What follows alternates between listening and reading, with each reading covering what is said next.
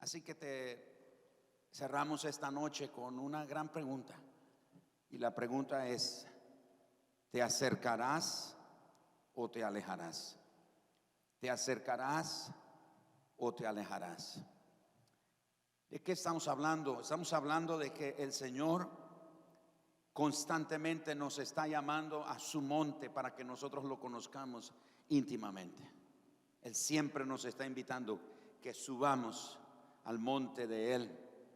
Sin embargo, tenemos que reconocer que para llegar a ese monte necesitamos una santidad no externa, sino una santidad que nace de un corazón que ha aprendido a temer a Dios. Y yo sé que todos de alguna manera tenemos algún concepto, alguna idea de lo que es el temor de Dios. Leemos lo que dice Proverbios 1:7, que el principio de la sabiduría es el temor a Dios o el temor de Dios. Y entendemos en forma teórica lo que significa cada uno de esos versículos que hablan acerca del temor de Dios. Pero no nos podemos acercar al monte de Dios si no nace en nuestro corazón una santidad que descansa, se apoya en el temor santo de Dios, en el temor de ese Dios. Y no estoy hablando de miedo o espanto, estoy hablando de ese temor que nos lleva a rendirnos a Él. En Éxodo capítulo 20, después que el Señor les da los mandamientos al pueblo de Israel, en el versículo 18 y en el verso 19 leemos lo siguiente: todo el pueblo observaba el estruendo y los relámpagos, y escuchen, y el sonido de la bocina, y el monte que humeaba, y viéndolo el pueblo temblaron. Y esa palabra temblaron es un temblor de miedo, de terror, de espanto. Y se pusieron de lejos. Noten eso, se pusieron de lejos, porque el Señor había dado instrucciones a Moisés y a Aarón de que convocara al pueblo, porque el Señor se iba a manifestar delante de ellos. El Señor iba a manifestar su gloria y su presencia ahí en el monte Sinaí. De manera que el verso 19 dice: y dijeron a Moisés: habla tú con nosotros y nosotros oiremos, pero no hable Dios con nosotros para que no muramos. Lo que el pueblo de Israel vio ese día en el monte Sinaí fue algo tan estremecedor que, valga la redundancia, estremeció las fibras más internas del corazón y del alma de este pueblo. Y cuando vieron a Dios, ellos se espantaron. Y fue tanto el espanto, le dicen a Moisés: Moisés, mejor ve tú y habla con Dios, y lo que tú tengas que decirnos de parte de Él, nosotros lo vamos a escuchar y lo vamos a hacer, lo vamos a obedecer. Todos sabemos que el pueblo de Israel era un pueblo que había aprendido a ver las maravillas del Señor. Pero en esta ocasión el pueblo de Israel tembló y retrocedió. En vez de acercarse al monte, a la presencia del Señor, ellos retrocedieron. Ellos no deseaban estar en la gloriosa presencia de Dios. Ellos habían visto los más grandes milagros que cualquier generación sobre la faz de la tierra ha experimentado o ha presenciado. Ellos vieron unos milagros increíbles. Si usted lee las 10 plagas que el Señor envió sobre Egipto, cada una de ellas hirió a uno de los dioses de Egipto para demostrar que solo Él es Dios. Así que ellos experimentaron los beneficios de los prodigios, de las señales y de las maravillas que el Señor hacía.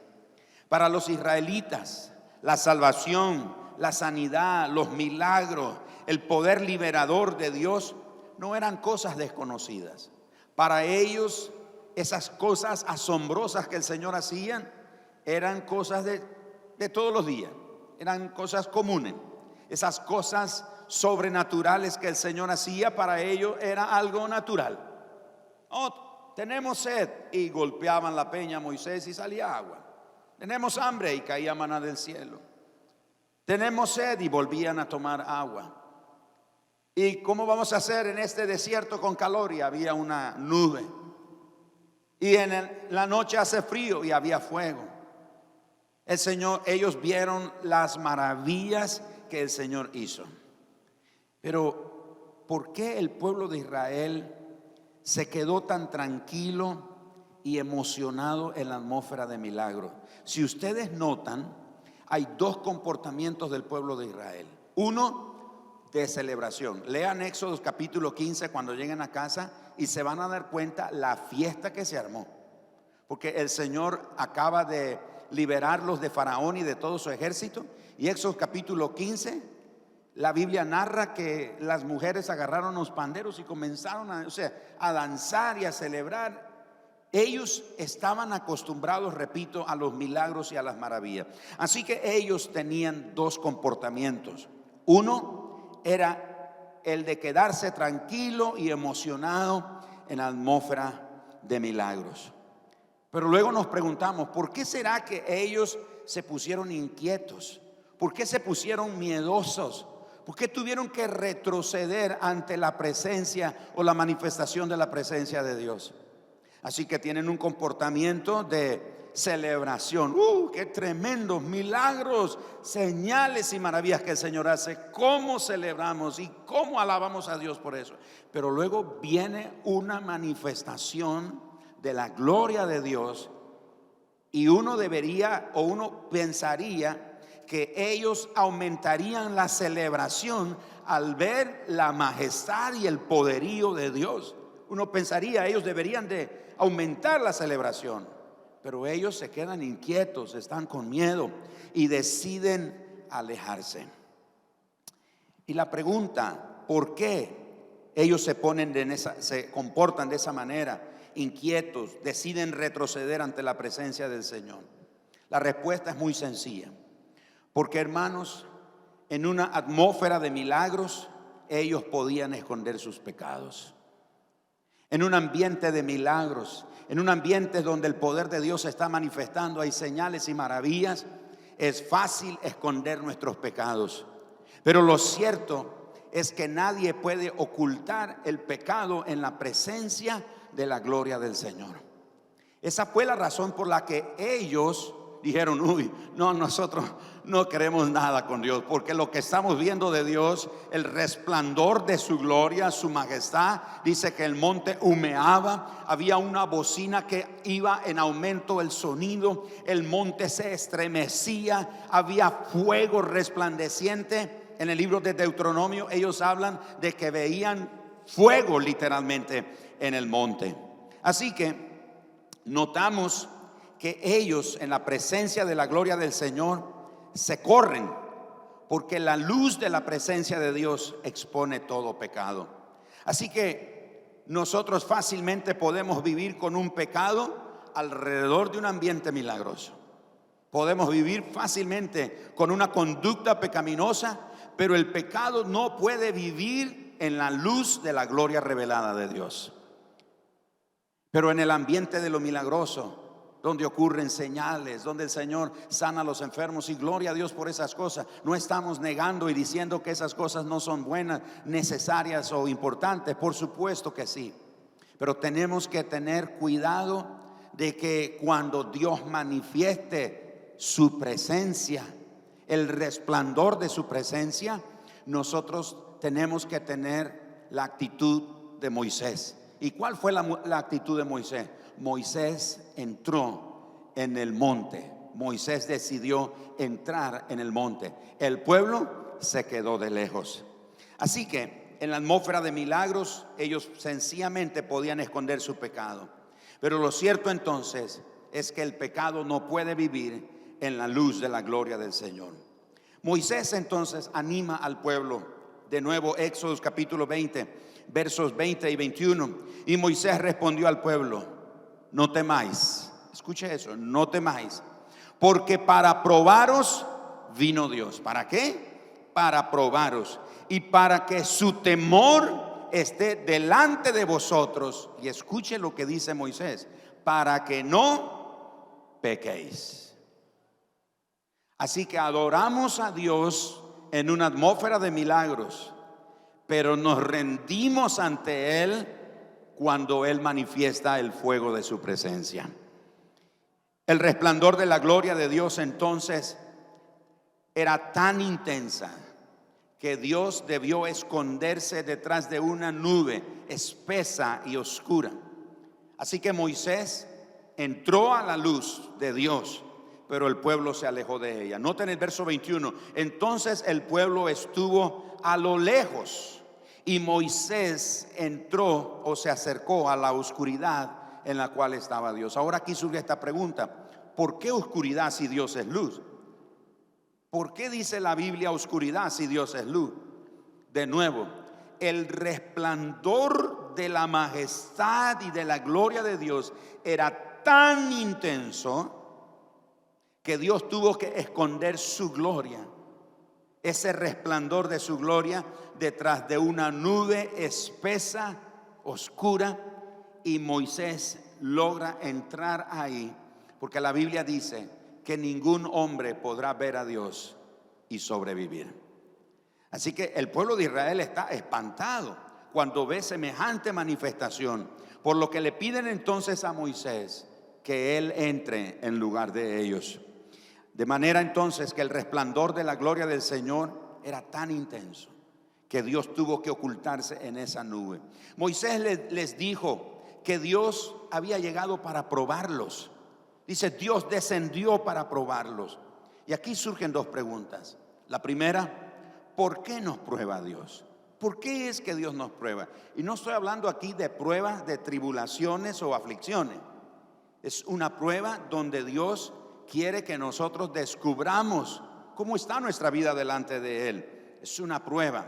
Es como cuando probamos que un producto está en óptimas condiciones. Tenemos que probarlo. Si compramos un artículo, generalmente si es eléctrico, nos lo prueban, porque ellos quieren que nos aseguremos que ese producto, ese artículo está en óptimas condiciones. Entonces la prueba no es aquí de aflicción. La prueba aquí tiene que ver con el carácter de este pueblo. Así que ¿por qué nos prueba Dios? Y la segunda pregunta es, ¿para ver qué hay en nosotros? ¿Será que Dios tiene que probarnos para que Él pueda ver lo que hay en nosotros?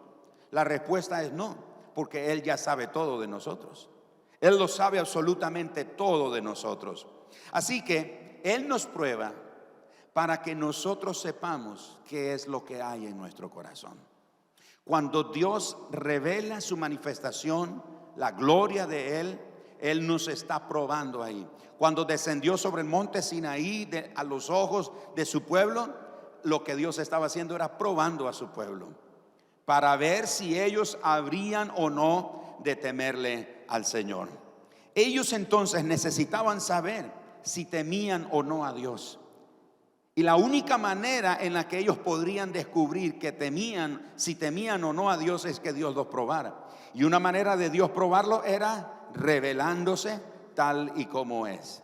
Por eso mencioné, en un ambiente de milagro, donde hay maná, donde hay agua, donde hay codornices, donde el mar se abre, donde los ríos se abren, donde la tierra se abre y traga a los rebeldes, donde el Señor vence a los enemigos, donde el Señor hace milagros, hace maravillas. En ese ambiente nadie está pensando en su pecado, nadie está pensando en su distanciamiento de Dios. Todos estamos celebrando lo que Dios está haciendo. Pero cuando Dios se manifiesta, entonces el Señor quiere que nosotros descubramos si le tememos o no a Él. ¿Qué es tener temor de Dios? Y hay muchos conceptos sobre el temor de Dios. Pero ¿qué es tenerle temor a Dios? No es tenerle miedo. Hay gente que dice, uy, mire, no, yo le temo a Dios, le temo a Dios. Sí, yo le temo a Dios. Y yo temo a Dios.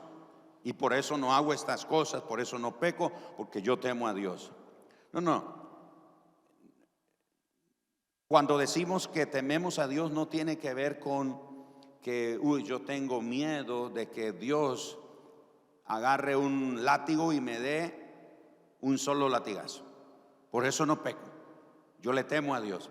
No, lo que le tememos es al castigo, no a Dios. Así que, ¿qué es temor de Dios? Sencillamente, si quiere tomar nota de esto, temer a Dios es amarlo a Él por sobre todas las cosas. Así de sencillo. Temer a Dios es amarlo a Él por encima de todas las cosas. Temer a Dios es la disposición a obedecerlo, aun cuando sea en detrimento de nosotros mismos. Es obedecerlo, es seguir su voluntad, aunque sea, por decirlo de esta manera, en desventaja para nosotros o en perjuicio para nosotros. Eso es temer a Dios. Señor, te voy a temer. Vean los amigos de Daniel, los tiran en el horno de fuego y les dicen, miren, si no adoran esa imagen, los vamos a echar en el horno de fuego. ¿Y qué dijeron esos chicos? Mire, rey, que nosotros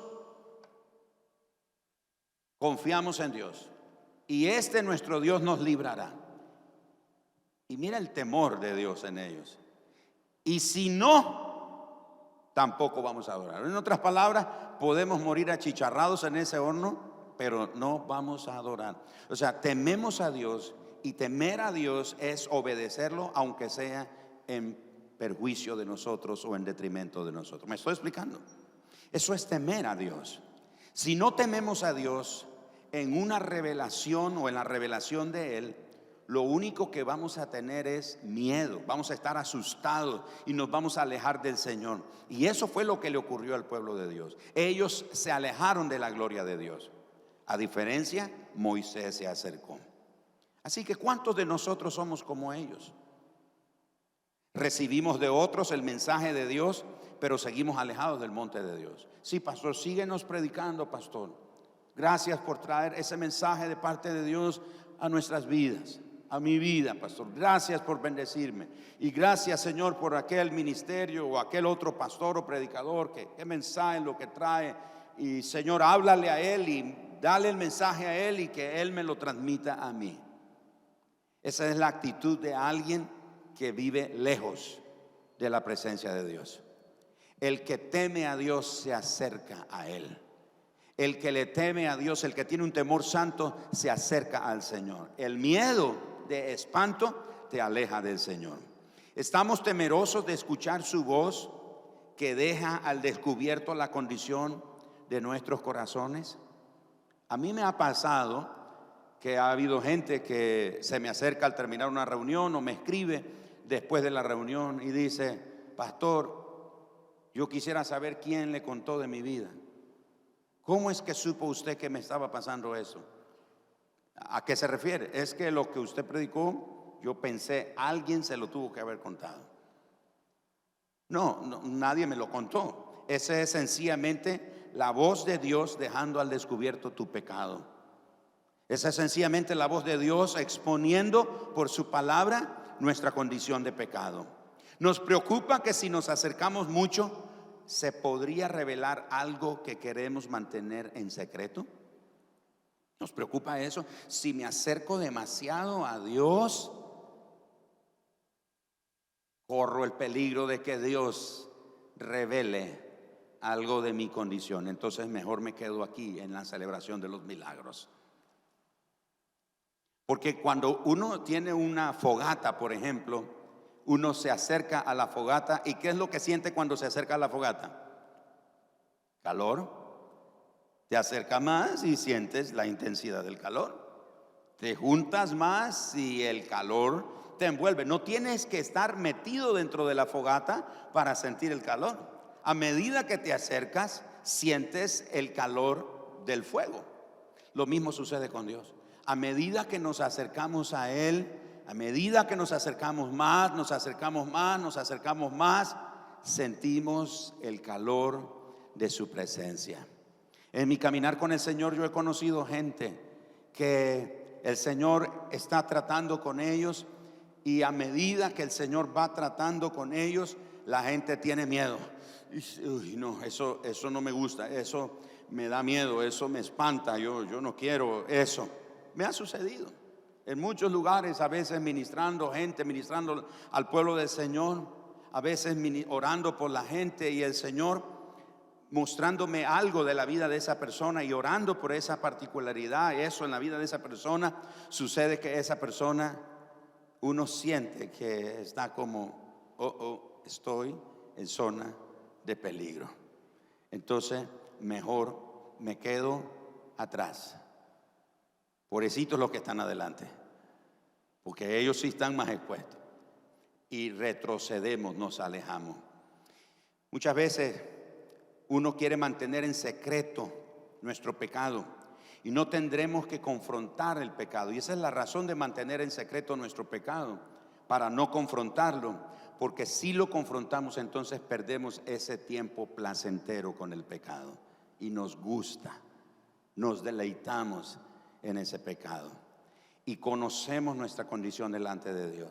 Y sabemos que si nos acercamos más al fuego de su presencia, el Señor va a mostrar, va a revelar.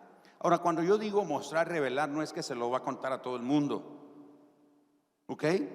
No esté pensando eso. Ay, y alguno aquí sentado diciendo, ay, ¿a qué hora se me ocurrió venir hoy? No vaya a ser y el Señor hace algo y saca a luz mi pecado. No es que el Señor le va a revelar a alguien y en las redes sociales cuando llega a casa hoy, el Señor me mostró que un hermano de nombre tal, el Señor me mostró algo. No estoy hablando de eso. La revelación tiene que ver en tu vida, en tu corazón. Te tiene que mostrar el Señor. Y cuando el Señor te muestra la condición de pecado en tu vida, lo único que puedes hacer es arrepentirte o alejarte. ¿Cuántos jugaron alguna vez con sus compañeros del colegio o del vecindario y de repente el juego se convirtió violento? ¿Ah? Se volvió violento el juego. ¿Y qué dijimos nosotros? No, suave, así ya no juego. ¿No es cierto? ¿Cuántos dijeron eso? No, así ya no juego así. Algunos hacemos con Dios así. Suave, Señor, así ya no juego. Te estás poniendo demasiado serio, Señor, conmigo. No. Tranquilo, Señor, tranquilo. Deja ahí las cosas con calma. Dios quería entonces que su pueblo llegara ante su monte santo para que lo contemplaran a Él. Él quería revelárseles personalmente, pero les faltaba algo indispensable para permanecer en la presencia del Señor, y era el temor santo. Hermanos, la hora más crítica para nosotros no es cuando caímos en pecado. La hora más crítica de un hombre no es cuando fue y adulteró con una mujer que no es su esposa. La hora más crítica de un joven no es cuando va y se emborracha en una cantina o en un bar. La hora más crítica de una persona no es cuando le roba a su jefe. La hora más crítica de una persona es cuando rechazamos la invitación de Dios a acercarnos a Él. Esa es la hora más crítica. No es cuando pecamos. Es cuando rechazamos la invitación de Dios a acercarnos a Él y apartarnos de los deseos del mundo y tener comunión con Él. La hora crítica para nosotros es cuando rechazamos el llamado de Dios. Y termino con esto. ¿Sabían ustedes que en el caso de Israel, la hora crítica de ellos fue Éxodos 20, versículos 18 al 23? Esa fue su hora crítica. Escuchen esto.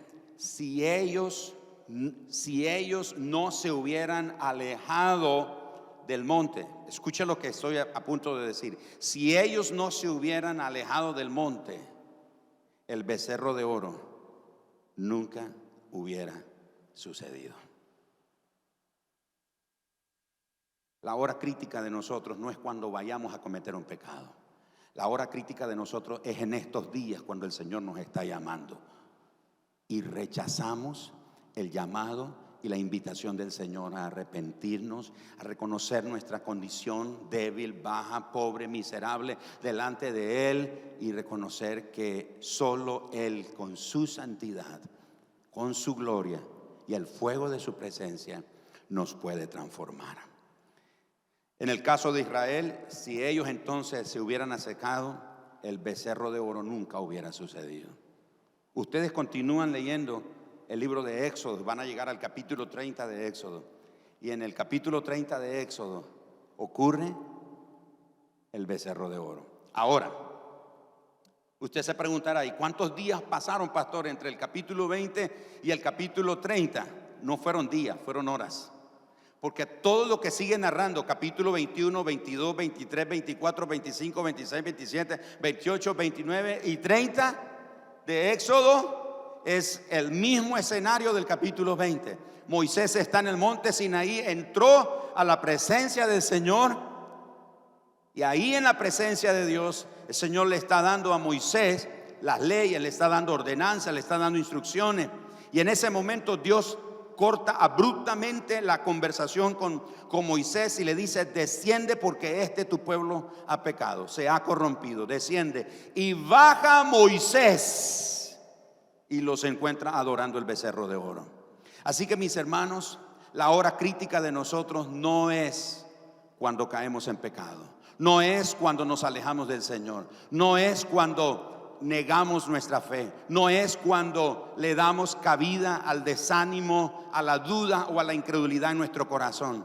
La hora crítica es en momentos como estos, cuando el Señor está llamando a sus ovejas, a su rebaño, a su iglesia, a su pueblo, a sus brasas vivas, que se acerquen a Él, porque solo Él tiene el poder y la gloria de mantenernos encendidos. Esa es la única manera. No es con prácticas externas, no es con rituales, no es con tradiciones, no es con un sinnúmero de cosas ceremoniales que nosotros vamos a mantener ese fuego. La única manera de mantenernos encendidos en el altar del Señor como brasas de Él, y mantener comunión íntima con Él y avivar esa comunión con el Señor todos los días de nuestra vida, es que cuando Él nos llame, nosotros corramos hacia Él, no nos corramos de Él. Algunos de ustedes sentados aquí llevan meses, llevan años corriéndosele a Dios, tratan de engañar a Dios, tratan de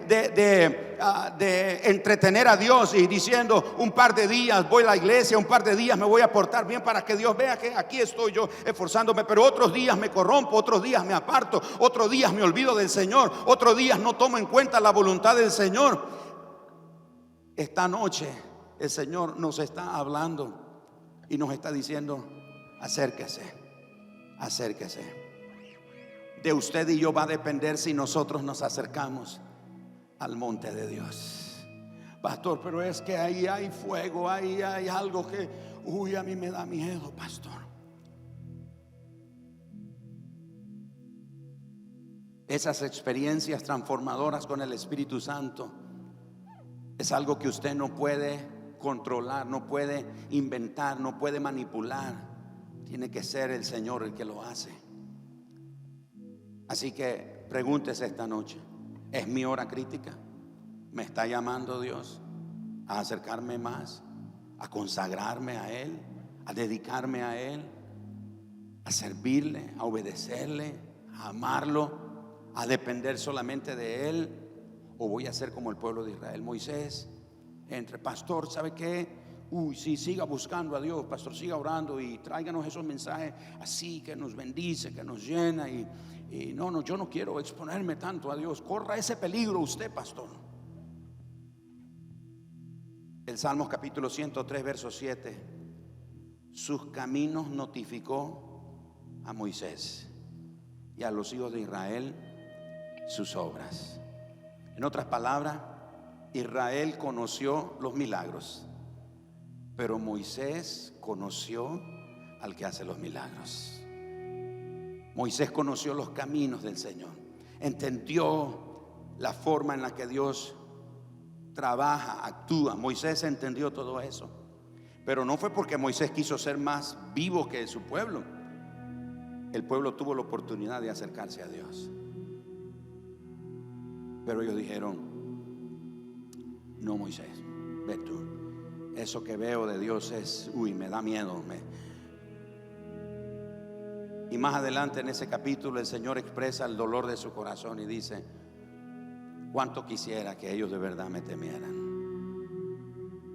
Cuánto quisiera que de verdad me temieran. Esta noche le vamos a pedir al Señor un bautismo de temor santo, porque el temor santo es el que nos acerca a Dios.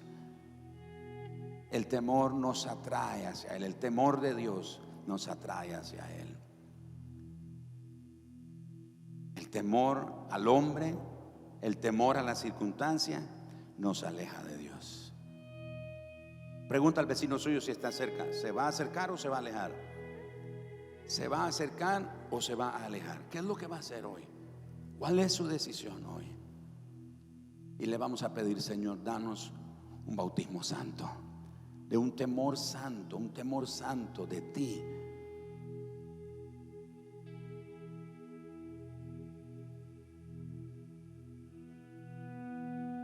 ¿Cuántos de verdad queremos amar a Dios por sobre todas las cosas? De verdad, sí, eso es lindo, claro. Pero comencemos por ahí. Amamos a Dios por encima de todas las cosas. Yo he visto en los años de mi vida cristiana muchos cristianos que Dios deja de ser nuestra prioridad y el trabajo se convierte en nuestra prioridad. Eso no es temor, porque Dios no está haciendo lo primero en tu vida. El trabajo, el estudio. Y no estoy diciendo que no hay que trabajar, no estoy diciendo que no hay que estudiar, no estoy diciendo eso. Lo que estoy diciendo es que nada debe estar por encima de tu amor al Señor. Nada. Diga conmigo: nada. Si Dios está en cualquier otro lugar en la fila de prioridades, usted y yo no le tememos. Tenemos una práctica religiosa, pero no le tememos. Vamos a pedirle al Señor: bautízame con un temor santo. Amén. Ahí donde está, incline su rostro.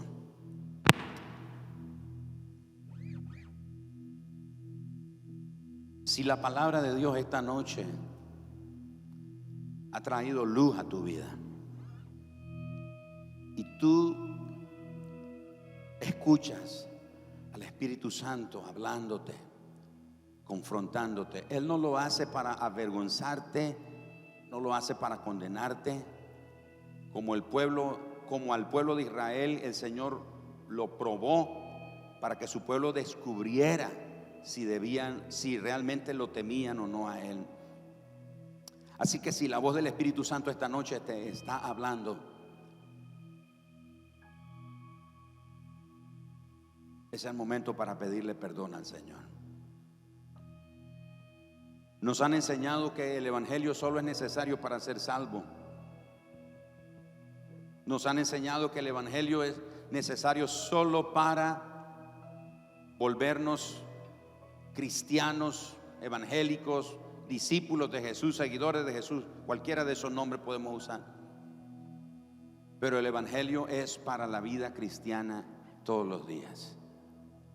Así como la primera vez que nos arrepentimos y le pedimos perdón al Señor por nuestros pecados, cada día el Evangelio nos enseña que nosotros tenemos que arrepentirnos. Así que, iglesia, esta noche, ahí donde están,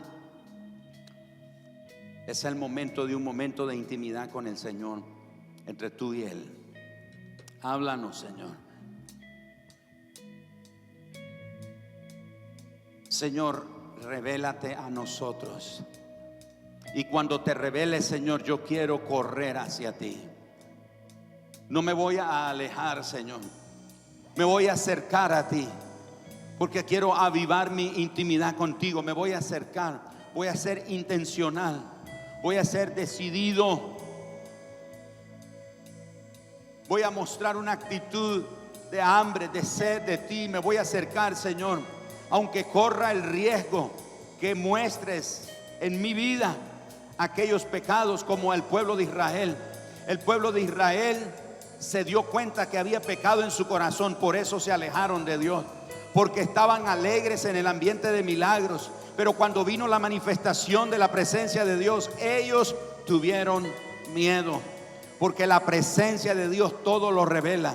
La presencia de Dios todo lo da a conocer. Nos muestra nuestra condición y nuestra vida delante de ti. Por eso esta noche, todos los que estamos aquí, Señor, cada uno de nosotros sabemos cuánto te necesitamos. Y te pedimos perdón, Señor, porque hemos creído que te temíamos, hemos creído que teníamos temor de ti, pero no eres la prioridad de nuestra vida. Es otra cosa, es otra persona, es otra actividad, es otra tarea, es otro compromiso. Mi prioridad, no eres la prioridad. Señor, si me queda tiempo lo voy a hacer. Si me quedan recursos voy a dar a la iglesia. Si me quedan recursos voy a ayudar a los necesitados. Señor, eso no es temor tuyo. Por eso esta noche, delante de ti, Señor, nos exponemos intencionalmente. Muestra y revela a nuestro corazón la condición de nuestra vida, Señor. Porque, Señor, nosotros te necesitamos. Te necesitamos. Gracias, Señor.